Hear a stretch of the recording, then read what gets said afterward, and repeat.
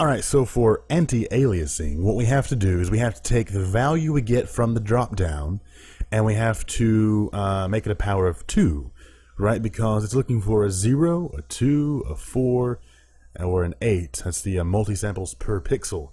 So we have to supply it one of those values or it won't know what we're talking about. And we're getting back a 0, 1, 2, and 3. There's actually 4 levels here, so I think we only have 3. We have none, low, and high, or something like that in our menu, so we have to change that. But, so we have to take the value we get and raise it to the power of 2, or make it a power of 2.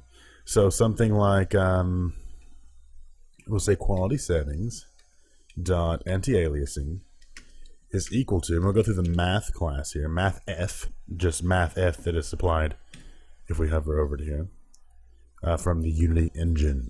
Cool. So I'm going to go through that and go to POW, which is the power method. This is a static method. It's very similar to the math.pow method, except we can pass this one a float.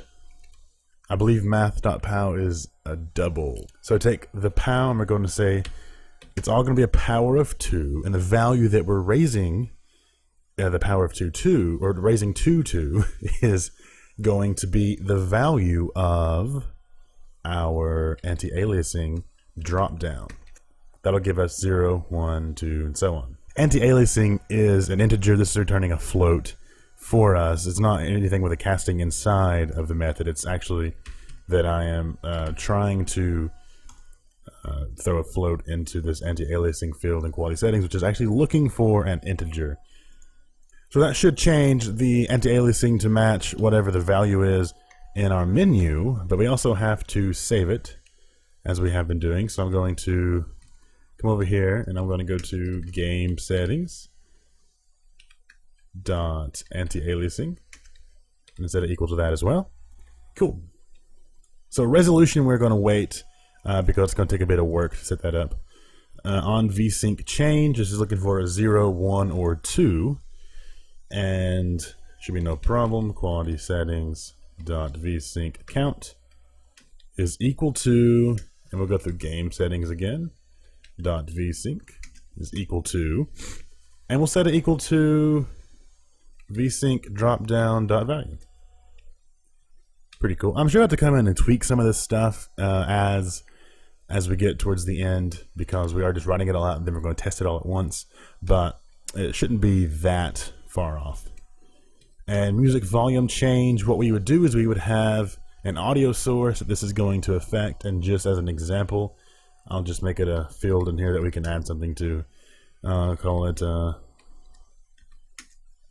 music source. Okay, cool. And I can say on music volume change, I will set music source dot volume to be equal to music volume slider dot value. Now, I also have to save this. Game settings dot music volume. Looks good. And let's go ahead and test this. The first thing we have to do though is we have to go into the inspector, see what errors we have, if we have any.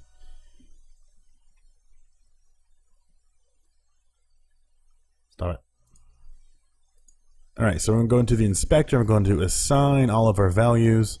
We should put our setting manager, we'll add it to an empty object called just a manager, whatever you want to call it. Mine's going to be called manager for now. I'm going to drop setting manager on that. And we have all these fields that we have to fill in. We're going to go to layout. Going to grab my full, can't grab the actual, you have to grab the control inside the drop down, or inside the toggle there. So manager, grab toggle. Now looking for resolution, grab that one. Looking for texture quality, drag that one. Anti-aliasing, vsync, and music volume slider.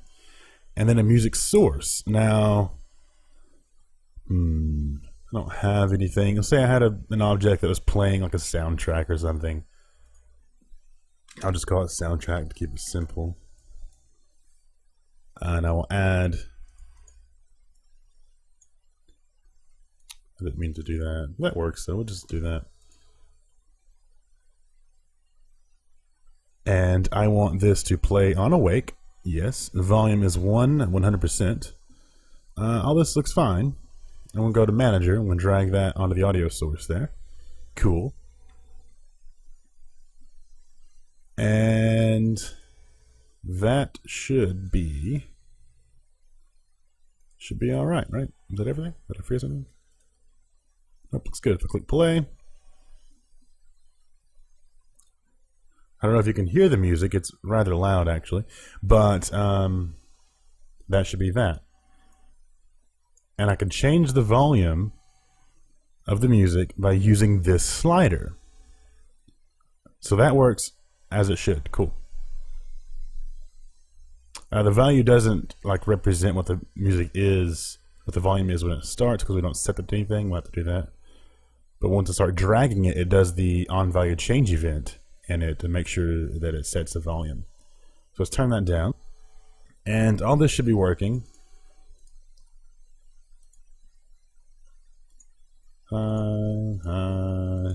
So the way we can see if this is actually changing the quality settings in the inspector, since we don't have an actual game going here, we can't really change the resolution or the full screen mode, is I can go to project settings and go to quality, and we have the quality settings shown over here. And I can go to texture quality, change it to medium, and it changes to half res, change it to low, and it changes to full res. So obviously we have it backwards, so we'll have to fix that.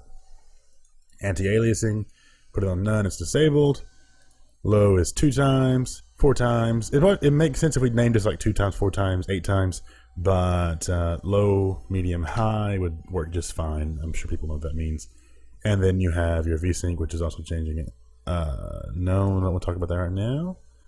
And then resolution, we'll get to that. And full screen is actually working, but we can't tell because we don't have it in a build.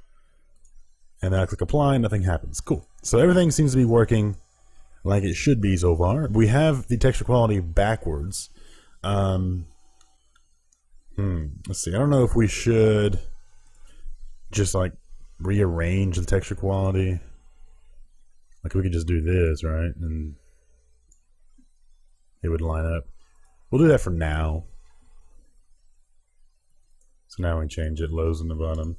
That makes some sense too. It's fine. Alright, so what did I say we had to do? I don't remember. Let's change the let's set up the resolution to start working, and then we will get to assigning the default values, loading, and saving, and it'll be done.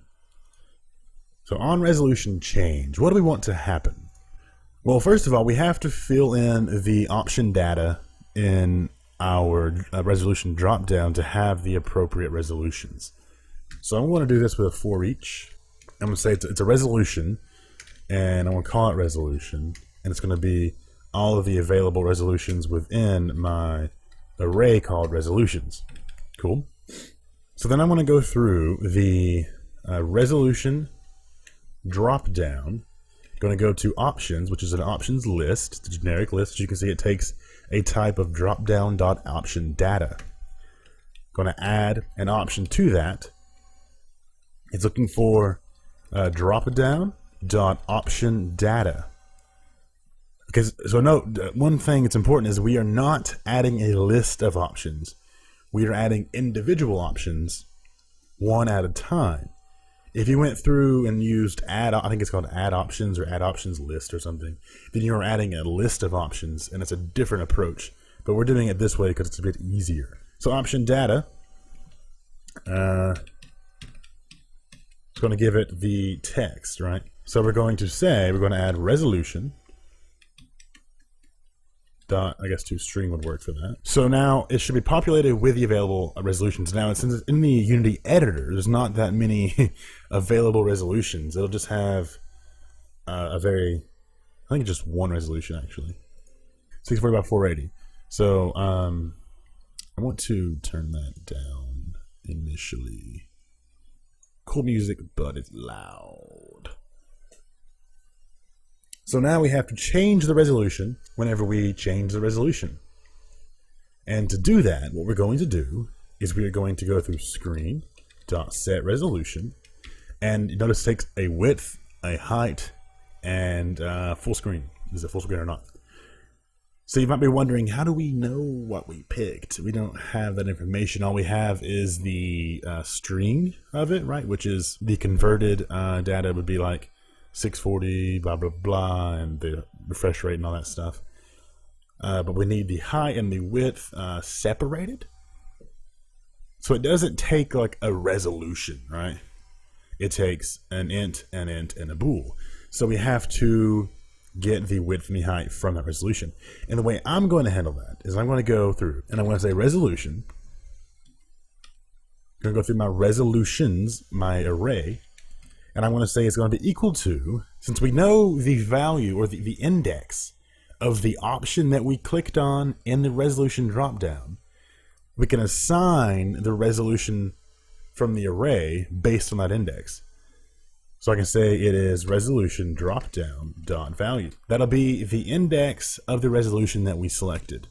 Go through that and get the, I believe it was height first. No, it was width first. I don't know why I thought it was height. And then do the same thing.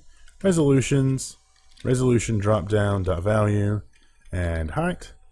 And then it wants to know if it's full screen or not. Well, I want it to just stay whatever it was. You're changing the resolution. You don't have to change the. Oh, there's no reason to change the full screen or not thing too. I mean, I'm not changing that. I have a totally different control for that. So I'm just going to set it to be whatever it already is. So full screen, screen.full screen, and there we go.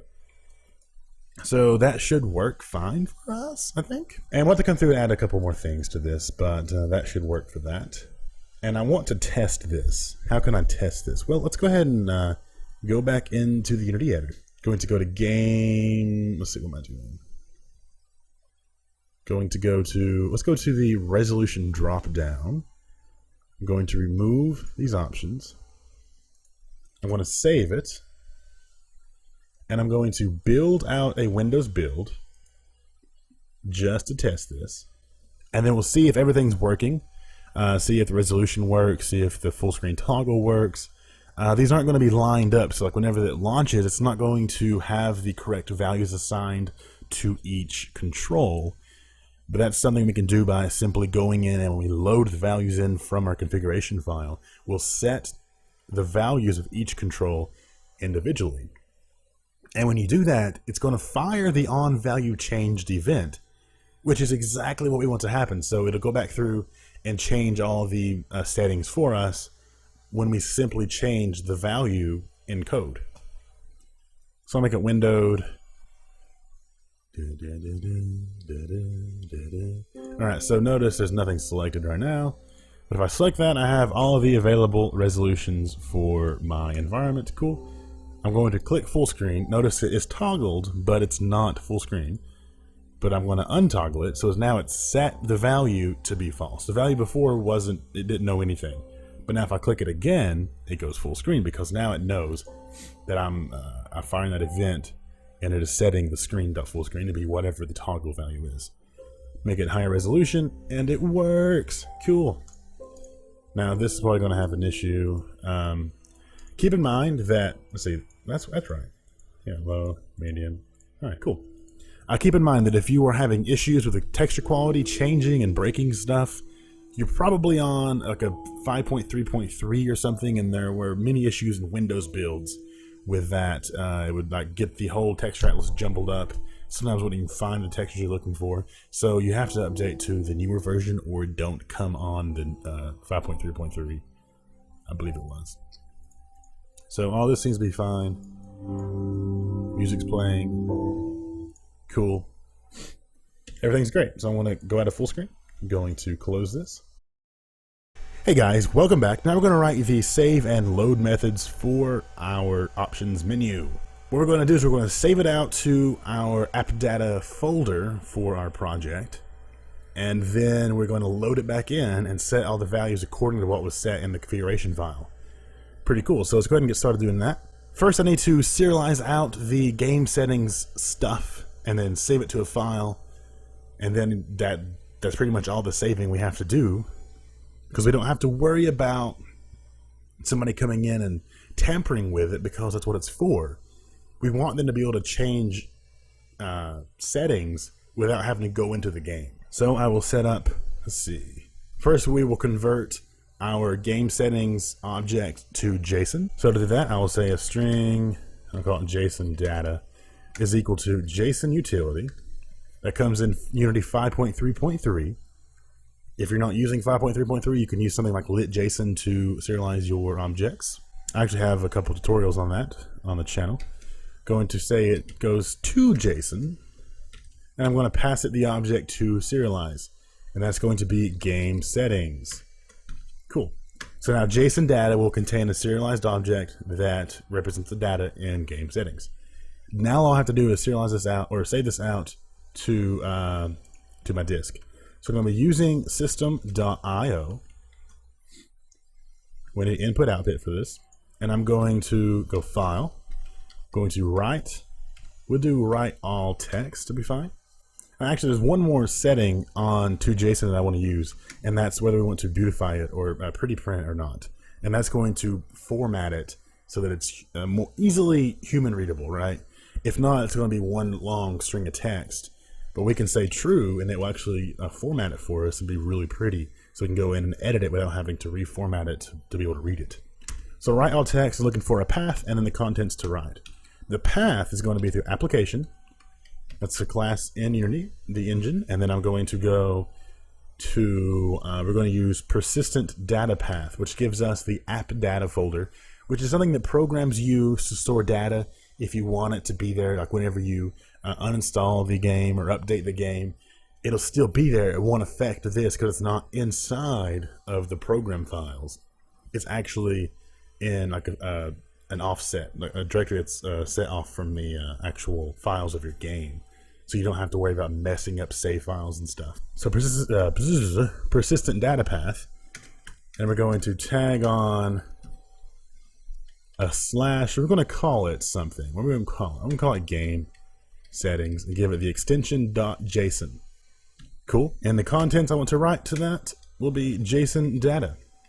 All right, so now whenever I save out this information, let's see, I don't have a way to actually detect the button click yet. So we'll say, do I want to make? Yeah, we'll make another. We'll just do a public void on apply button click. And what this will do, at least for now, is just do safe settings. And then I'll add this listener to the button, which I don't have.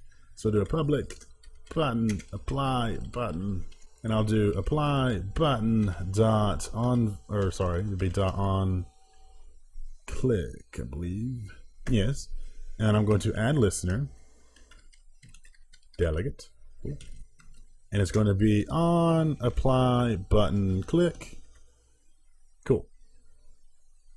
So now I'll go back into Unity and I'm going to go to my canvas, my options panel. I'm going to go down to the apply button click, or the apply button itself. With my manager selected, I'm going to drag that button onto that field there. And we should be wired up and good to go. So now I'm going to run this and see if it writes our file to our save directory. I'll just set that to medium, just changing a few things so we can see if it's working. Set the anti-aliasing to high. That right there. Click apply. So now I'm going to check and see the directory and see if my data is in there. I don't see it in there. Actually, I wonder if yeah, it's going to be like under default company because I didn't change. If I go to edit, go to project settings, I believe it's project settings. No, actually we can just go to the build settings and change under player settings. I'll change this to awful media, and it's going to call, we'll call it settings menu. All right. And then we'll run it again. Just set a few stuff, you know. Apply. Cool. So now the directory it's saving to, it might be confusing if you don't know where I'm at. The way I find it on Windows is I just go to my start and I go and I type in the %, app data, %, and that takes me to roaming, and I go back to app data, go to local low, and then I have my companies here, which would be awful media. And then I have settings menu, which is the one I just created. So it created that folder for me. And then inside that I have game settings.json. Now if I drag this and I'm going to open it up. Oh, that didn't. All right, so that worked. Everything saved out fine. We have full screen text, blah, blah, blah. And we can change these values. And once our loading method works, it'll load in the values that we changed and add that to the quality settings. Cool stuff. So now back in here, we're going to do load settings now. So it's going to consist of kind of the same method of that we just did for saving, but we're going to reverse the process. So I'm going to do, it's going to be a game settings object because we're going to be loading in JSON data that we're going to then deserialize back into a game settings object. Thanks to JSON utility, it's going to do it for us. So I'm going to call it, actually we already have a game settings object that we're just going to fill data in with, right? So I'm going to go game settings, game settings is equal to, go through JSON utility. Now we're going to give it a generic type here. Wait, not that. We're going to say from JSON, and it's going to ask for a generic type, and it's going to be, the type is non-generic, but it's going to ask for a type, and we're going to give it a type. It's going to be game settings. So it's going to use that as a blueprint when it deserializes this information. And we got to pass in the text that it's going to be working with, and it's going to be at this path. So now, if everything worked out, we should have game settings that matches the object that matches our JSON file. Cool. So now all I have to do is use that to apply it to all of the values and whatnot. So what I can do is I can say like music source dot value. No, not music source, sorry. Music volume slider dot value is equal to game settings, the one that we just loaded that data in, dot music volume. And that's going to change the value of that control, which is then going to fire the event that handles the setting for me. So it's going to do both things for us. It's going to be very easy to do, right? So then I can say anti-aliasing dropdown dot value is equal to game settings dot value. Not value, anti-aliasing. And I can do this for each one.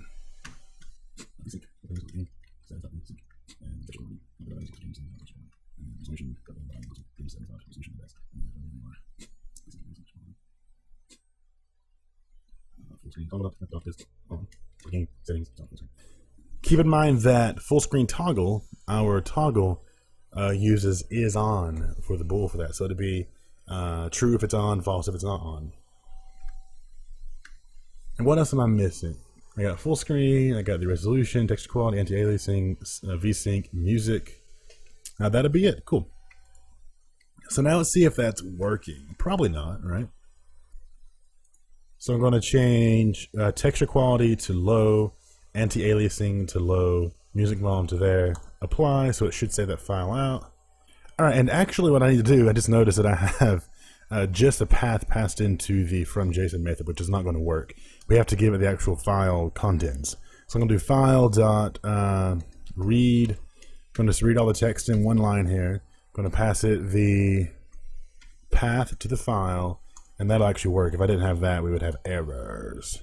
Actually, let's make sure that we call the method, right? Do it at the end of the on enable here. It's going to just say load settings. Cool. Let's see what we have. Loud music, first of all. Let's turn that down. So it loaded in at 100%. I don't know if that is what it should have been, but we'll see. It's going to change a few things to see if it changes and saves. Full screen, apply, no errors, cool. Restart. And I did that. I don't know. I didn't pay much attention, honestly. So we got every second, low and high, music there, full screen, apply, play.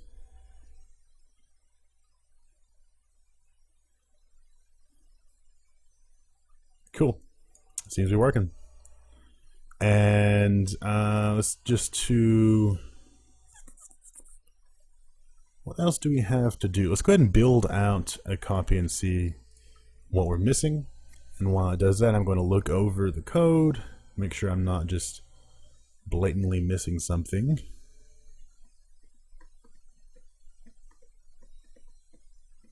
I mean, it's all pretty simple, right, when it comes down to what we've done. But there's a lot of places we could have just messed up something simple. Turn down the audio. Alright, I'm going to... Okay, well, first of all, the default value for full screen is not matching whether or not it is full screen, so we'll fix that. Resolution, I don't know what's up with that. I'll probably have to refresh the values of it. We'll see in a second. Change the resolution to 1440 by 900. Anti-aliasing is none, and that's low. And don't vsync, and the music is like halfway. Apply. And that should write to the same directory that this uses. So it should still get the same values. Cool, it does. Except for the resolution, obviously, because it doesn't exist in this environment. So what I want to do is I want to see if I can actually fix the resolution value. So I'm going to do resolution drop down dot refresh shown value and see if it tells me what this does. Refresh the text and image if the currently selected option. If you have modified a list of options, you should call this method afterwards to ensure that the visual state of the dropdown corresponds to the updated options, which we have done for the resolution dropdown menu. So we're going to do that after we load. Cool. And I'm going to okay. And I'm going to once again. Well, if we click play, we'll see if it actually set it to the default. Okay, so that actually worked for that. So another build. And what else did I say we'd have to change? I don't even remember. One thing we have to do is we have to add another value to our anti-aliasing.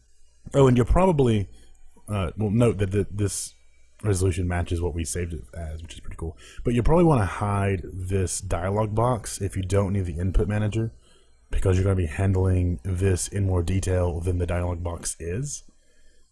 And you could do that in the build settings, player settings. So play. Everything stayed what we saved it. Well, that's not right. Why isn't that right?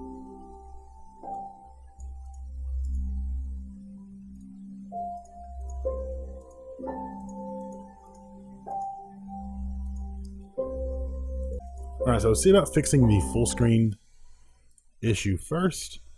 So if I load it in, and when this loads, if the value changes, full screen.toggle is on is equal to whatever that is. If that changes, you would think it would call this.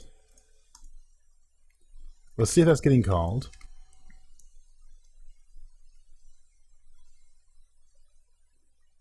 Alright, so it doesn't change on load for that.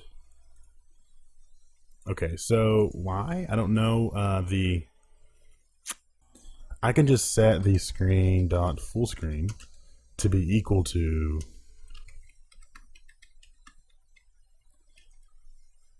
and just handle it ourselves, but so we don't actually know if it's working because they can't full screen in the inspector. Another build, another build. What a video. What a fun video this has become. Okay, so it's full screen like it's supposed to be. Resolution hasn't updated correctly. Not sure why that is. So it's this that's causing an issue, right?